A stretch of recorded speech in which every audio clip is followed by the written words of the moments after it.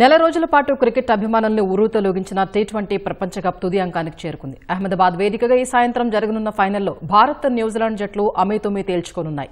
మరింత సమాచారం మా ప్రతినిధి నాగార్జున ప్రత్యక్ష ప్రసారం ద్వారా అందిస్తారు.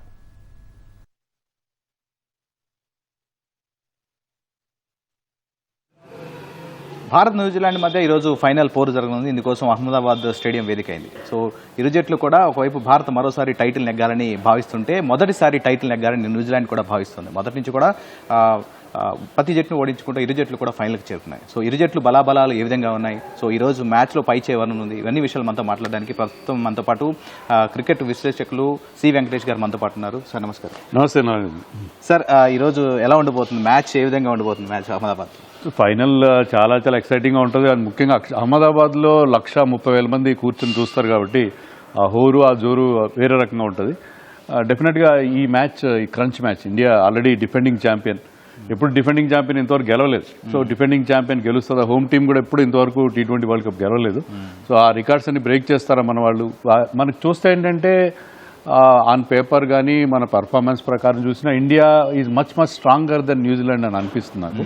సో మన వాళ్ళు మన పొటెన్షియల్కి తగినట్టుగా ఆడితే న్యూజిలాండ్ మీద గెలిచే అవకాశం ఉంటుంది. కానీ ఈ ఫార్మాట్లో ఏంటంటే ఒకరిద్దరు బ్యాట్స్మెన్ బాగా ఆడినా, ఒక బౌలర్ ఒక మంచి స్పెల్ వేసిన ఫలితం తారుమారు అయిపోతుంది. బట్ ఇన్ జనరల్ ఇండియాకే ఎక్కువ అడ్వాంటేజ్గా మనకు కనిపిస్తుంది. సార్, ముఖ్యంగా అహ్మదాబాద్లో పిచ్ చాలా కీలకమైనటువంటి విషయం. సో పిచ్ ఎలా ఉంటుంది ఈరోజు? ఎందుకంటే బాగా గివ్ ఫ్యాక్టర్ ఏమైనా ఉంటుందా అక్కడ? పిచ్ ఏంటంటే మనకి మామూలుగా రెడ్ సాయిల్ పిచ్లు, బ్లాక్ సాయిల్ పిచ్లు ఉంటాయి. కానీ mixed pitch, black soil, red soil mix pitch ఒకటి తయారు చేశారు. యూజువల్గా ఈ పిచ్లో కూడా మనకి ఎక్కువగా బ్యాటింగ్ ఫ్రెండ్లీగా ఉండొచ్చు. అహ్మదాబాద్లో ఇప్పటివరకు జరిగిన మ్యాచ్లు అన్నీ కూడా ఎక్కువగా పెద్ద స్కోర్లు ఆడడం కనిపించింది. మరి లాస్ట్ టైం వాంకడే స్టేడియంలో సెమీఫైనల్ అంతా బ్యాటింగ్ ఫ్రెండ్లీ కాకపోయినా అది మరీ ఫ్లాట్ వికెట్. ఇక్కడ ఒక 190-200 కైండ్ ఆఫ్ ఏ పిచ్ ఉండే అవకాశం ఉంది. సో అది మనకు అనుకూలిస్తుంది. మామూలుగా స్లో అండ్ లో వికెట్స్ అయితే ఇబ్బంది పడతారు. కానీ మన బ్యాట్స్మెన్ ఎప్పుడైతే మంచి బ్యాటింగ్ ఫ్రెండ్లీ వికెట్ ఉంటుందో దాని మీద మనకున్న బిగ్ స్ట్రోక్ ప్లేయర్స్ ఉన్నారు కాబట్టి వాళ్ళు ఆ పిచ్ని ఎంజాయ్ చేసే అవకాశం ఉంది. డ్యూ ఫ్యాక్టర్ కూడా ఉండే ఛాన్స్ ఉంది. ఎందుకంటే వాతావరణాన్ని బట్టి. కానీ ఒక్కొక్కసారి డ్యూ ఉంటుంది, ఒకసారి ఉండదు. మనం దాన్ని ఖచ్చితంగా చెప్పలేం. డ్యూ ఫ్యాక్టర్ కూడా దాన్ని కూడా దృష్టిలో పెట్టుకుని టాస్ గెలిస్తే ముందుగా బ్యాటింగ్ చేయాలా, బౌలింగ్ చేయాలనేది డిసైడ్ చేసుకోవాలి. టాస్ ఈ మ్యాచ్లో టాస్ ఎలాంటి కీ రోల్ ప్లే చేస్తుంది సార్ ఇలాంటి మ్యాచ్లో, ఫైనల్ మ్యాచెస్? టాస్ చాలా కీ రోల్ ప్లే చేస్తుంది. ఇండియాకి ఏంటంటే ఎక్కువగా ఈ టోర్నమెంట్లో మన టీం చేజింగ్ కంటే కూడా ముందు బ్యాటింగ్ చేసి పెద్ద స్కోర్ చేసి గెలిచారు. కానీ ఫైనల్లో మీరు డ్యూ ఫ్యాక్టర్ లాంటివి ఉంటే చేజింగ్ ఈజీ అవుతుంది. డ్యూ ఫ్యాక్టర్ వల్ల సెకండ్ బౌలింగ్ చేసే వాళ్ళు ఇబ్బంది పడతారు. సో కండిషన్స్ బట్టి డెసిషన్ తీసుకోవాలి. ఇంకోటి ఏంటంటే ఇలాంటి మెగా ఫైనల్లో ఎంత చిన్న టార్గెట్ అయినా చేజింగ్ టీమ్ ప్రెషర్ ఫీల్ అవుతారు. ఎందుకంటే టైటిల్ గెలిచే మ్యాచ్ కదా. సో అందుకని ఫస్ట్ బ్యాటింగ్ చేస్తే బ్యాటింగ్ ఫ్రెండ్లీ పిచ్ ఉంటే బాగా బ్యాటింగ్ అనుకూలంగా ఉంటుంది అనుకుంటే మన స్ట్రెంత్ అదే కాబట్టి ముందుగా బ్యాటింగ్ చేసి ఎట్లయితే ఇంగ్లాండ్ పైన ఒక 250 స్కోర్ పెట్టారు అలా పెద్ద స్కోర్ బోర్డు మీద పెడితే I think India can win this match అని అనుకుంటున్నాను. సో లక్కీలీ సంజు శాంసన్ మంచి ఫామ్లో ఉన్నారు. ఒకవైపు అద్భుతంగా షాట్లు ఆడుతున్నారు, చాలా కాన్ఫిడెంట్ షాట్లు కొడుతున్నారు. కానీ అభిషేక్ శర్మ విషయంలోనే కొంత మనకి ఇబ్బందికరమైనటువంటి అసలు ఈ మ్యాచ్లో కంబ్యాక్ వస్తారని చెప్పేసి అభిమానులు సెమీఫైనల్లో కంబ్యాక్ వస్తారని అనుకున్నారు. కానీ అన్ఫార్చునేట్లీ కాలేదు. సో ఫైనల్ మ్యాచ్లో తను ఆడించే అవకాశం ఉందా? ఏమైనా డెసిషన్ తీసుకుంటారా? అభిషేక్ శర్మ ఖచ్చితంగా ఉంటాడు. ఎందుకంటే రీజన్ ఏంటంటే మీకు వాళ్ళు ముగ్గురు అభిషేక్ శర్మ, సంజు శాంసన్, ఇషాన్ కిషన్ ఎక్స్ప్లోజివ్ ప్లేయర్స్, చాలా డిస్ట్రక్టివ్గా ఆడతారు. పవర్ ప్లేలో వాళ్ళిద్దరిలో ఒకరు ఫెయిల్ అయినా కూడా మిగతా ఇద్దరు కలిసి మనకి పవర్ ప్లేలో ఒక 70-80 రన్స్ లేకపోతే కనీసం 65 రన్స్ ఇస్తే మనకి సెమీఫైనల్ 65 రన్స్ ఇచ్చారు పవర్ ప్లేలో.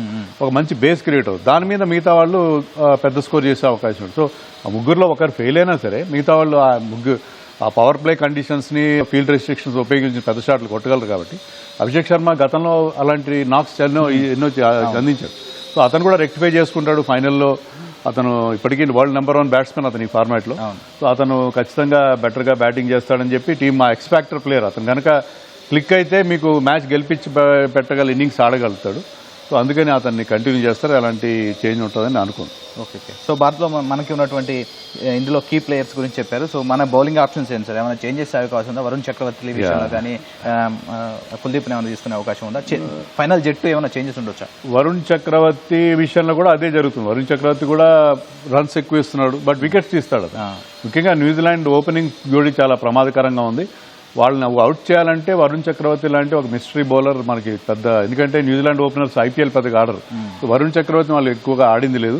సో వరుణ్ చక్రవర్తి వేరియేషన్స్ పిక్ చేయడానికి వాళ్ళు ఇబ్బంది పడతారు కాబట్టి వరుణ్ చక్రవర్తి ఉంటాడని నేను ఎక్స్పెక్ట్ చేస్తున్నాను. Varun Chakravarthy, Kuldeep Yadav is good option, కానీ ఇంతవరకు ఒకే ఒక మ్యాచ్ ఆడు పాకిస్తాన్తో. అతను సడన్గా ఇప్పుడు తీసుకొచ్చే బదులు వరుణ్ చక్రవర్తి మీద కాన్ఫిడెన్స్, ఇప్పటికీ అతను 13 వికెట్లు తీశాడు ఈ టోర్నమెంట్లో, one of the leading wicket takers. So runs ఇచ్చినా కూడా కీలకమైన వికెట్స్ తీస్తాడు. లాస్ట్ మ్యాచ్లో కూడా అతను బట్లర్ని అవుట్ చేశాడు. Buttler is dangerous batsmen. So అతను ఆ వికెట్స్ తీస్తాడు కాబట్టి మిడిల్ ఓవర్స్లో వికెట్స్ తీయడం, పవర్ ప్లేలో కానీ మిడిల్ ఓవర్స్లో చాలా ముఖ్యం కాబట్టి వరుణ్తోనే కంటిన్యూ అవుతారని నేను ఎక్స్పెక్ట్ చేస్తాను. ఓకే, మన పేస్ అటాక్ కూడా బాగానే ఉంది. చూసి డెత్ ఓవర్లో కూడా చాలా మంచి బౌలింగ్ చేస్తున్నారు. మనకి బుమ్రా కావచ్చు, తర్వాత హర్షదీప్ సింగ్. సో బుమ్రా లాంటి బౌలర్ మిగతా ఏ టీమ్స్లో లేడు. అతను ఎకానమికల్గా బౌలింగ్ చేస్తాడు, కీలకమైన బ్రేక్ త్రూస్ ఇస్తాడు. టీంకి ఎప్పుడు ఎలాంటి బౌలింగ్ ఇవ్వాలి, ఎంత ప్రెషర్ సిచ్యుయేషన్ అయినా బుమ్రాకి బాల్ ఇస్తే మీకు he will produce the results. ఆ మ్యాజిక్ బుమ్రా మనకి చేసి చూపిస్తాడు. లాస్ట్ వరల్డ్ కప్లో చేశాడు, ఈ వరల్డ్ కప్లో కూడా చేశాడు. అలాగే మనకి హర్షదీప్ కూడా కీలకమైన వికెట్స్ అందిస్తాడు, డెత్లో కూడా మంచి యార్కర్స్ వేయగలడు. అండ్ హార్దిక్ పాండ్యాని కూడా మర్చిపోకూడదు. సెమీఫైనల్లో అతను వేసిన 19th ఓవర్లో కేవలం 9 runs ఇచ్చాడు, ఒక వికెట్ తీసాడు. సో అది చాలా కీలకం. దానివల్ల ఏంటంటే లాస్ట్ ఓవర్ శివం దుబే వేసి కొన్ని రన్స్ ఇచ్చినా కూడా మనం స్టిల్ మ్యాచ్ 7 runs తేడాతో గెలిచాం. సో మనకి పేస్ బౌలింగ్ విషయంలో అలాంటి ఇబ్బంది లేదు. అక్షర్ పటేల్ కూడా నాట్ ఓన్లీ ఫీల్డింగ్లో, బౌలింగ్ కూడా చాలా మంచి బౌలింగ్ చేస్తాడు, పవర్ ప్లేలో బౌలింగ్ చేస్తాడు. ముఖ్యంగా న్యూజిలాండ్ ఓపెనర్స్ ఇద్దరు రైట్ హ్యాండర్స్ కాబట్టి అక్షర్ పటేల్ అంటే లెఫ్ట్ ఆర్మ్ స్పిన్నర్. పవర్ ప్లేలో వాళ్ళిద్దరి మీద అతన్ని వినియోగిస్తారు. అక్కడ మనకు ఒక బ్రేక్ త్రూ ఇచ్చే అవకాశం కూడా ఉంటుంది డెఫినెట్గా. ఓకే, మీరు అన్నట్లు మన అక్షర్ పటేల్ గురించి మాట్లాడారు కాబట్టి Axar Patel straight to wicket ball వేస్తారు. దాని ఆటలో చాలా మంది ఇబ్బంది పడతారు. సో కాకపోతే న్యూజిలాండ్లో ఉన్నటువంటి ఓపెనర్స్ ఇద్దరు డాషింగ్ ఓపెనర్, సైఫర్ట్ అండ్ అలెన్ కూడా లాస్ట్ మ్యాచ్లో మనం చూసాం. చాలా డాషింగ్ ఓపెనర్, చాలా 100 runs తక్కువ బాల్స్ చేశారు. వాళ్ళిద్దరిని ఎదుర్కోవడం ఎలా భారత్? ఇండియాకు ఉన్న ఛాలెంజ్ అదే. ఇప్పుడు మన టీంలో ఒకరి మీద మనం డిపెండ్ కావట్లేదు. సంజు శాంసన్ ఒకసారి, సూర్యకుమార్ ఒకసారి, శివం దుబే, ఇషాన్ కిషన్, ఇలా మనకి డిఫరెంట్ మ్యాచ్ విన్నర్స్ ఉన్నారు. వాళ్ళు ఏంటంటే they are mostly dependent on their openers. Seifert and Finn Allen మీద ఎక్కువ డిపెండ్ అవుతున్నారు కాబట్టి మనం ఏం చేయాలంటే ఓపెనర్స్ని అవుట్ చేస్తే మనకి చాలా వరకు మ్యాచ్ మన గుప్పిట్లో వచ్చే అవకాశం ఉంటుంది.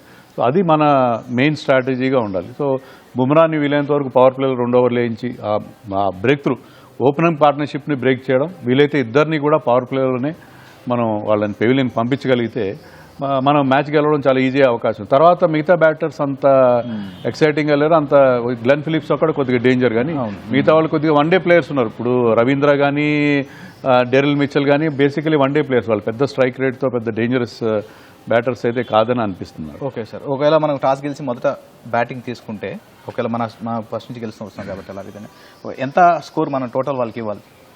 అంటే 180, 190 సరిపోతుంది ఫైనల్. 190 కనుక చేయగలిగితే అది విన్నింగ్ స్కోర్ అయ్యే అవకాశం ఉంటుంది. 200+ చేస్తే ఖచ్చితంగా ఫైనల్లో ఎలాంటి టీంకైనా అది చాలా ప్రెషర్గా ఉంటుంది. సో 200 ఆ మ్యాజిక్ ఫిగర్ కనుక రీచ్ అయితే నథింగ్ లైక్ ఇట్. కానీ మన మీద కూడా ప్రెషర్ ఉంటుంది. బట్ వాళ్ళ బౌలింగ్ వాళ్ళు చాలా ఎఫిషియెంట్ సెట్, ఫీల్డింగ్ బాగా చేస్తారు.